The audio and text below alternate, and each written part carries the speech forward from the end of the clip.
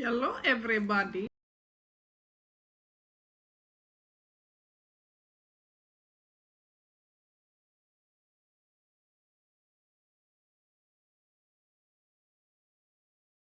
I'm gonna do a quick PSA. You will hear my family in the background of this video. So today we're gonna be talking about driving. I have sleep in my eye. Owie. I'm sorry, my family's so loud. So let's get into the video. Now, I started to learn how to drive. It was the summer I turned 17. So that was 2018 I started to learn how to drive. And my driving instructor was really bad. She loved to shout at me. She kept going, like, bearing in mind this is like my first time ever sitting behind the wheel of a car, driving manual, you know. It's one thing driving automatic in Legoland and getting your driver's license, and it's another thing driving manual on a main road, okay? Because in Legoland, I drove through so many red lights and I managed to get my license, so. Yeah, she loved to shout and she was like, what are you doing? You keep pulling over to your left. I was driving with her for about 4 months, 3 or 4 months, and I learned absolutely nothing within those 3 or 4 months. And she used to drive me a good 15 minutes away from my house, and I didn't know that where I live are test roads.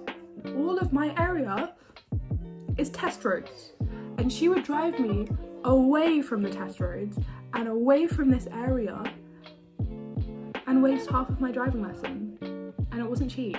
One of my mum's carers was like, you need to try this company, they passed first time with them. And I was like, okay, cool, let's give it a go. My driving instructor is literally like the best person ever. He was a legend. So I started driving with him February 2019. Because of college, I didn't really have enough time to learn how to drive. So there was just no time. There was no time to learn. And I think that was like around the time where I stopped. And I didn't get back until the summer. And he was like, okay, well, I want to book you in for your test. And I was like, excuse you? You want to do what? He made it really, really late, so it wasn't until December, and I remember thinking, one part of my head was like, I don't know how to drive, why is he booking in for my test? And the other part of me was like, hey, I get to drive, driving test, I'm gonna pass. That was the other side. If you already know me, then you already know how the story goes, so I thought I know what's going on upstairs. It came to December 15th. And I had my test, and I didn't have my glasses on. I have to drive with my glasses because I'm not legally blind, but I'm just, you know, I'm a squinter. But I completely forgot. I was too nervous to remember that I wear glasses, so that can just give you a hint of what's gonna happen. The test center is really like a big pain, because there's like 3 gates and they all look identical. They're all painted differently, but they all look identical. And I'm pretty sure I'm not the only person who's done this. My instructor said I wasn't, to make me feel better, I guess. But the test centre is the middle gate, and I went on the end gate because the examiner was like, okay, turn left by the black gate. I don't know if it was black or blue. Began with a B though. And I went into the last gate. I said, oh my gosh, I'm so sorry, I'm so sorry, I'm so sorry. He said, no, it's fine, don't worry, relax, it's fine. And then I was like, okay, cool. He goes, okay, so just pull around this red car and park in front of it. Or just pull up in front of it. I was like, yeah, that's easy enough. Bearing in mind, I'm not wearing my glasses. Depth perception, out the window. Out the window. Now I know I made my mistakes. I knew the second I released that handbrake and tried to turn that I was gonna hit that car. And all I knew is that he slammed the brake and I said, oh! I knew straight away that I had failed. So he was doing the paperwork and I was like, I failed, didn't I? And he said, yeah. And he was like, I'm really sorry, but you would have passed if it wasn't for that last. So I literally failed at the end of the test. So then my instructor was like, okay, let's book you in for another test. I said, cool, okay, let's do that then. The next test was in January,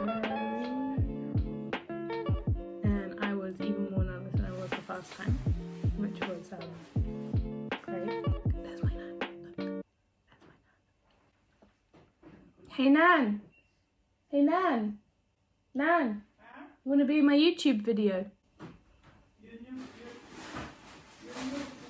My YouTube video, yeah. Come say hi! Who is it? My YouTube video.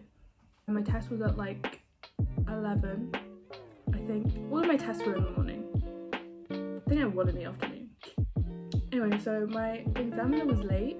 And I was like, oh, okay. So she came in and she was a replacement examiner. Drove around the whole area, basically the same area we did the first time. We were driving down a main road and there was a bus. And obviously it's kind of like, do I go around the bus or do I stay behind the bus sort of thing? And so in my head I'm thinking, do I go around, do I stay, do I go around, do I stay? Because there could be cars coming on the other side, like what do I do? Literally at the last second I go skirt and try to go around the bus, and literally at the last second she grabs the wheel and pushes it over more. I look at her like, what are you doing? She goes, do you not see that you almost hit the bus? You could have scraped off half of the car. And I was like, okay, let's not be that dramatic. That did not happen. So I got back and I said to my instructor, I guarantee 100% that that didn't happen. So yeah, I failed, if you guys didn't get that. So now we're on to test number 3. So this test was in March. This test was end of February, beginning of March, around that time. And I had just got back from, I was in Ireland for a week, and I just got back and I left my glasses in Ireland. So I had to go up to London and I was like, hi, I need glasses. I had to wait 2 or 3 hours, I can't really remember. And I literally had to walk around the whole of like Oxford Street. Anyway, collected my glasses. So anyway, my test was obviously the next day. And I remember waking up and seeing the sky and it was lashing with rain. And I thought, well, this is gonna be interesting.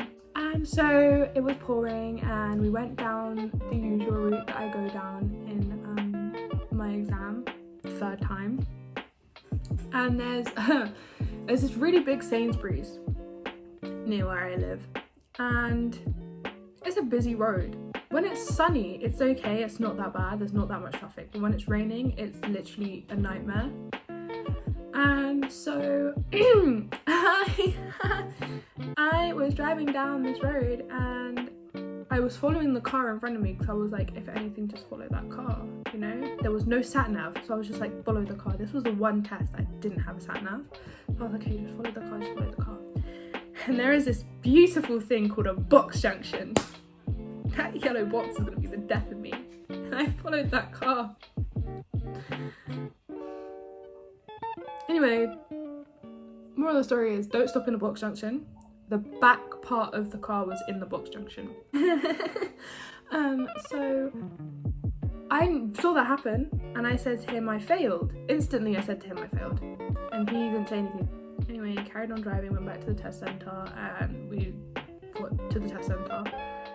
Parked up nicely into one of the bays and he was like, yeah, you're right, you failed. You're a good driver. And I said, yeah, I know, I've been told twice before, thanks. After like a couple of hours, you can rebook your test again. Or is it a day or something like that? I don't really remember. Oh, my nose. And my test was 8 o'clock in the morning on a Saturday morning. I wasn't prepared. I was not ready. But he was just like, let's just go for it. I had 1 lesson during the week or 2, I can't really remember. We did the drive around before the test, went to the test centre, and I was like, you know what, at this point I was like, whatever happens, happens. But this was probably the worst one of them all, the worst one.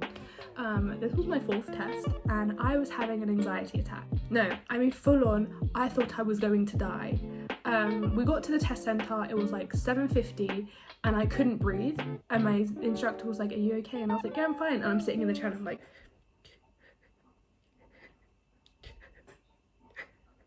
I thought I was gonna be sick. I literally thought I was gonna die. Anyway, so the examiner came in, Jay Nolan. I was like, hi, that's me. In the car, and I was like, physically can't breathe. But it's a Saturday morning, nobody's really on the road, so we literally drove around all of Croydon. All of it. We drove around all of Croydon. We drove around roads I've never even driven down before. Like, I didn't even know what I was doing right or wrong, because we literally drove around roads I've never driven down before. I was like, what is going on? Anyway, so we got back round to where the test centre is, and there's the hospital, and I said to him, like, we were joking around and stuff, and I was like, yeah, we might have to stop off there because I literally feel like I'm dying. And he thought I was joking. I was like, no, I'm being deadly serious, I think I'm dying. Anyway, we made it back to the test centre, and I was trying to think, I sat there in the car and I was trying to think of everything I did and everything I could have done better and everything I did wrong, and I was like, oh, I might have failed because of my reverse parking, or did I check my mirrors enough, or did I do this, did I do that? And he was like, okay, bear with me 1 second. And I was literally thinking in my head, and I was like, what did I do? Like, the first 3 times, I could have said to you straight away, I failed. Because I did. I said that to them straight away. I was like, it's fine, I know I failed. And they were like, oh, okay, then this is your email. And they emailed the failure sheet to you. And I was just trying to think in my head, and I was like, what did I do? So he goes, congratulations, you passed. And I said, what? And he goes, yeah, you passed. And I said, are you joking? And he said, no. And I was like, I guess 4th time's a charm. And he said, sorry, 4. So that was the 7th of March. I was legit wearing my pajamas to this test.